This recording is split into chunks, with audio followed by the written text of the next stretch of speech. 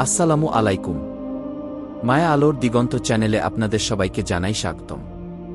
আজ আপনাদের নবী ইউনুস আলাইহিসসালাম এর জীবনের একটি আশ্চর্য ঘটনা নিয়ে লেখা গল্প শোনাব, যাতে ধৈর্য, তাওবা এবং আল্লাহর করুণার শিক্ষা রয়েছে।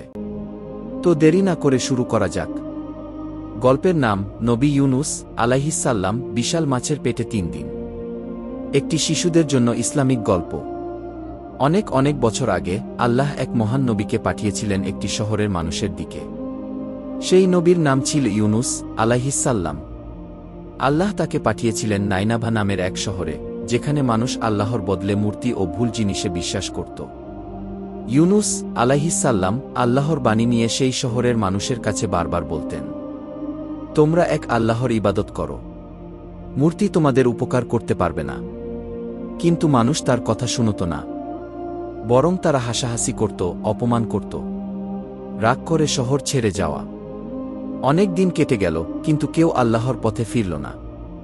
একসময় ইউনুস আলাইহিসসালাম রেগে গিয়ে শহর ছেড়ে দিলেন।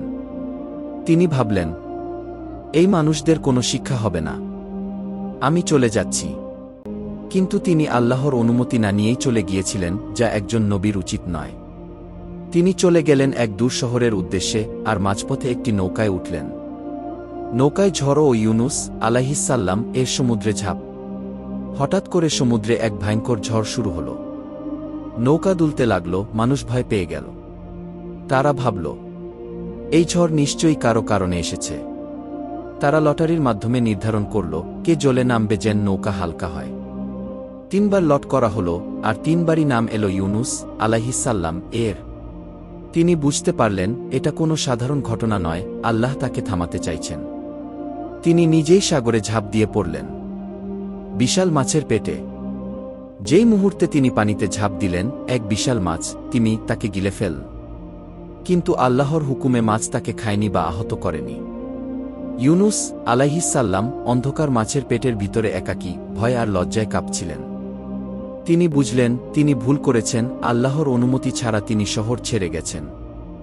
অন্ধকার মাছের পেট, সমুদ্রের গভীর তলা, আর রাতের অন্ধকারে তিনি দোয়া করতে লাগলেন, লা ইলাহা ইল্লা আনতা সুবহানাকা ইন্নী কুনতু মিনাজ জালিমিন।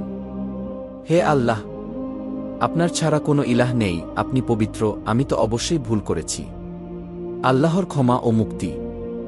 আল্লাহ তার সেই আন্তরিক তাওবা কবুল করলেন। 3 দিন পর আল্লাহ মাছকে আদেশ দিলেন ইউনুস আলাইহিসসালাম কে তীরে ফেলে দিতে। মাছ ইউনুস আলাইহিসসালাম কে এক নির্জন সেক্তে এনে ফেলে দিল। তিনি তখন খুব দুর্বল ছিলেন, কিন্তু আল্লাহ তার জন্য এক বিশেষ গাছ জন্মালেন, যাতে তিনি ছায়া ও খাবার পান। কিছুদিন পর সুস্থ হয়ে তিনি আবার ফিরে গেলেন তার শহরে নাইনাভাতে। এবার মানুষ ভয় পেয়ে গিয়েছিল। তারা বুঝে গিয়েছিল তাদের ভুল। তারা সবাই আল্লাহর পথে ফিরে এসেছিল। ইউনুস আলাইহিসসালাম এর ডাকে সাড়া দিয়ে তারা সেজদায় পড়ে গিয়েছিল।